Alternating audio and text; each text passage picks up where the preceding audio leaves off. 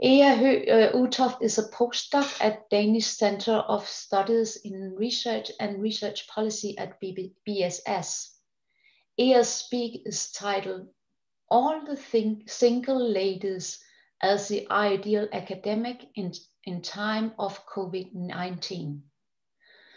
The presentation Ea is going to hold is aimed into two nuances, two narratives. The first one is that the struggles of women during the COVID virus lockdown necessarily concern the balance work and child care demands.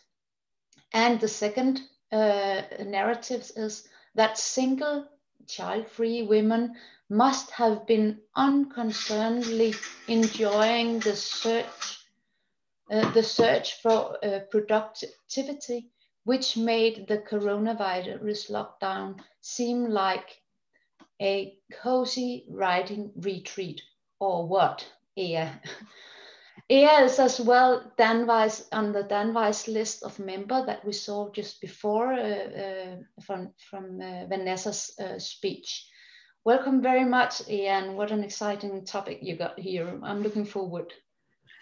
Thank you very much, and thank you for the invitation to present my my paper. So I'll just share my screen. And I hope you all see it. Okay, great.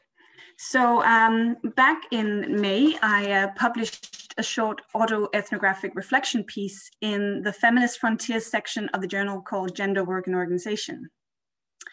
And this was the title, "All the Single Ladies as the Ideal Academic During Times of COVID-19. And I hope that you're already now singing, oh, oh, oh, in your heads, because I mean, when doesn't a bit of Beyonce, you know, make research a little bit more fun for all of us? So I'm a postdoc, as was said, at the Danish Center for Studies in Research and Research Policy. So my research is generally about gender equality in academia and gender dynamics in knowledge production. Right. In early April, this call from Gender, Work and Organization came out. And I should say that Feminist Frontiers is a special section of this journal, and it publishes all kinds of creative writing pieces, poetry, collective writings, and also more research papers like mine. And the editors had a wish to document living through the pandemic and lockdown in real time. And these were some of the first contributions to come out. And what characterized these contributions was that they focus on the struggles and guilt of mothering, homeschooling, and feelings of insufficiency when working from home during lockdown. And I should say that both of them are beautifully and heartbreakingly written, but they had nothing to do with how I was experiencing the lockdown. And then articles like this one began to circulate. And this is again about inequalities in care work during lockdown and the threat that this poses to female researchers' work and careers.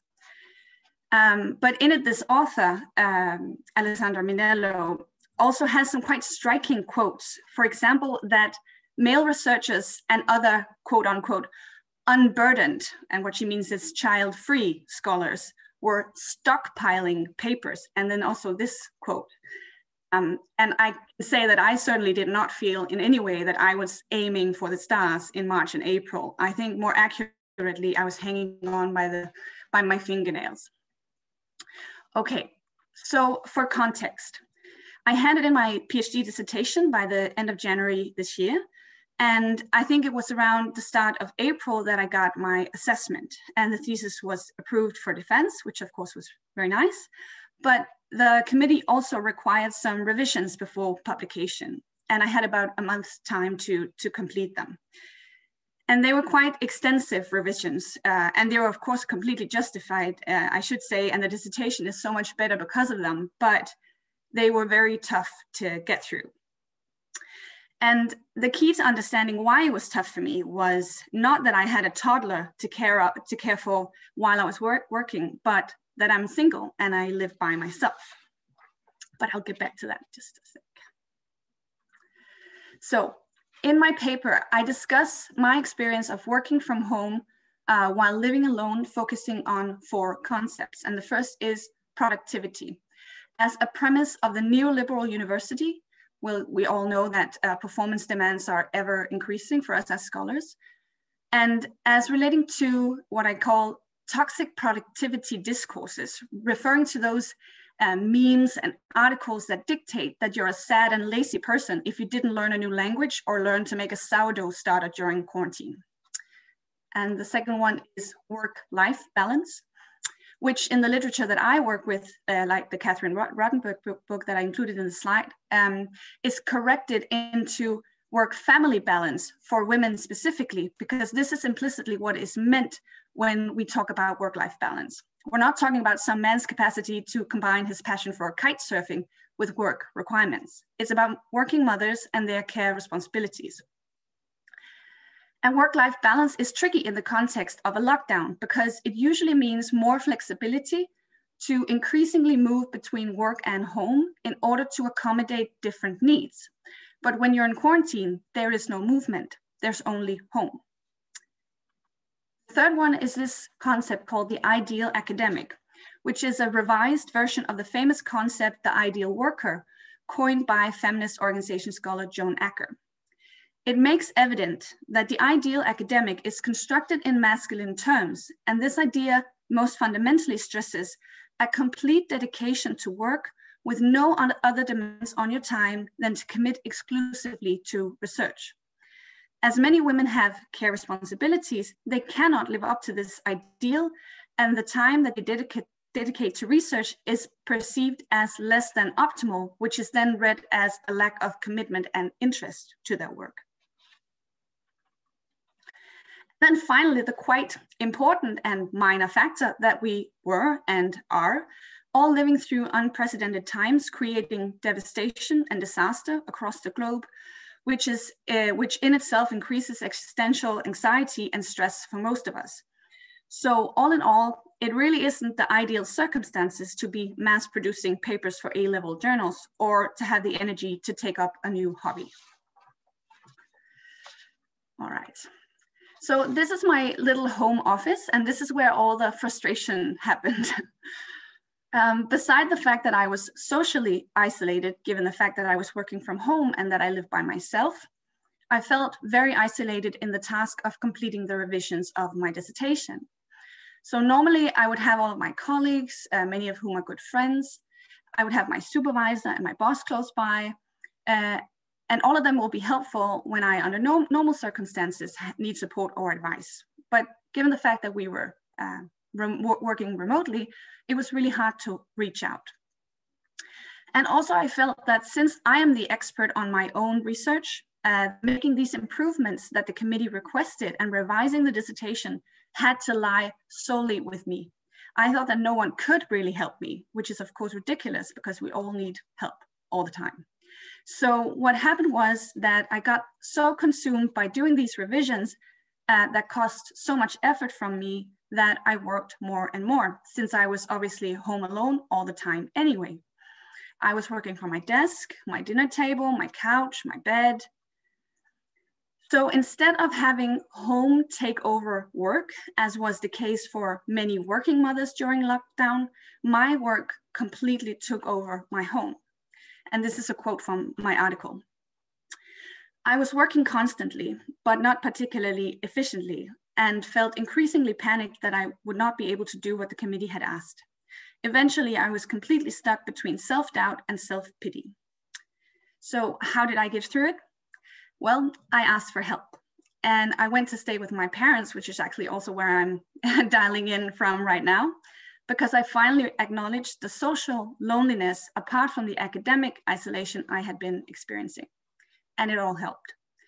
But my story, the story of singlehood, loneliness, and working to the point of burnout, because what else is there to do in lockdown when you live alone, was not being told anywhere by anyone.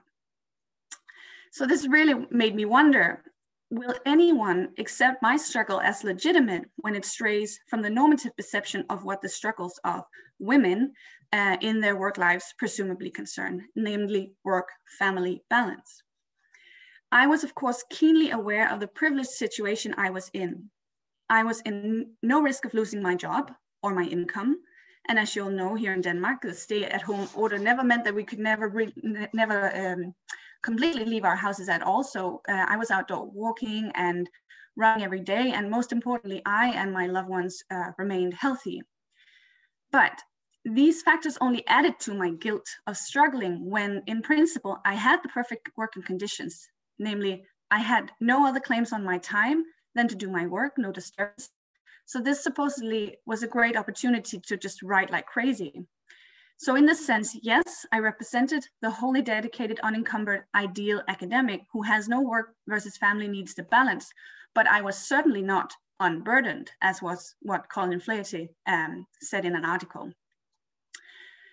And the idea that I could be also really seems preposterous to me, even without the work pressure, because it's a pandemic. So finally, after some time, online, a lot of counter content emerged, which took opposition to this idealized, polished, and super toxic productivity messages that had been until then most prevalent. And it was real stories about people's different struggles, like this one. I really love this picture. This imperfectness and radical honesty inspires me. I need more of this kind of real stories that shatter the shame and guilt that so many of us were feeling, and that I honestly have been feeling for the last barely 2 weeks since we were sent home again for I lost count how many times. But so through your camera off Zoom presences, I feel you wondering what happened. Well, let's see. It all worked out in the end.